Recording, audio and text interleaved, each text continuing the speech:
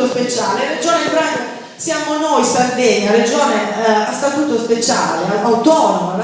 Per quale motivo ci devono essere due pesi e due misure? Il fisco, quando si muove, il legislatore fiscale, quando disciplina situazioni identiche, applica la stessa legge. Mi sono sentita dire che addirittura solo Livigno sarebbe zona franca e non la Valle d'Aosta. Addirittura a questo, siamo arrivati a questo. Sinceramente io ho tentato a un certo punto di interrompere la conversazione, se andate a vedere, mi sono alzata perché oltretutto lui voleva ragionare sul nuovo codice doganale comunitario, quello che non è ancora entrato in vigore. Quindi ho detto, ma scusi, che cosa ragioniamo? Discutiamo su una cosa che non è ancora entrata in vigore. Non è possibile, discutiamo sull'attuale codice doganale che ci ha autorizzato ad essere zona franca. Il nuovo codice doganale comunitario noi ci ha dimenticato, la Sardegna l'ha dimenticato. E purtroppo se non ci fossimo attivati, tanti comuni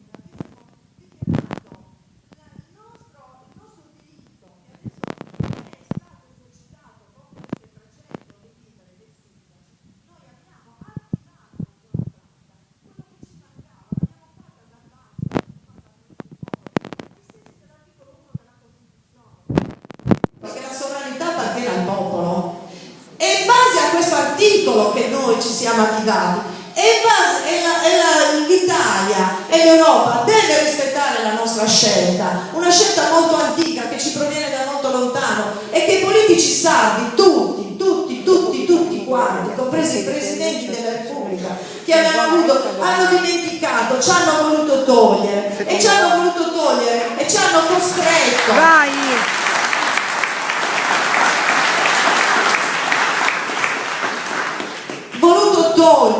Noi siamo vittime di una diaspora.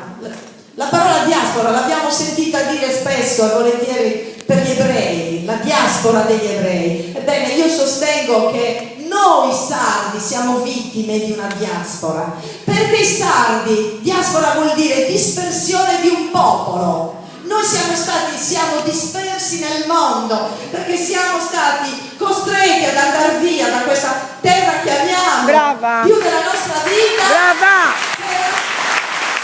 Brava!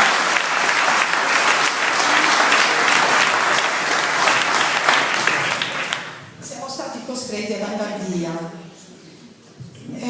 per trovare un lavoro, quello che ci spetta per via del fatto che siamo soltanto nati.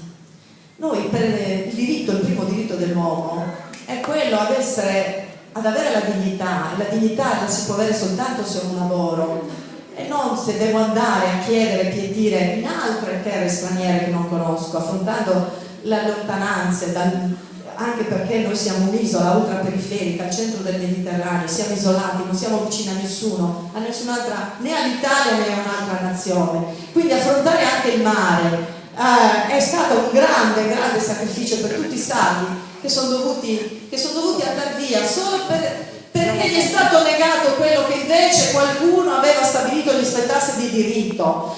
Quindi oltre che la diaspora, badate bene, siamo davanti a un genocidio, perché quando si toglie la dignità di un uomo, quando lo si priva del lavoro, si sta compiendo un genocidio. Il genocidio, sapete come viene definito?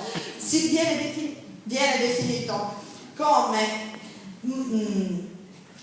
modifica, distruzione di un gruppo etnico compiuta attraverso lo sterminio degli individui e l'annullamento dei valori e dei documenti culturali.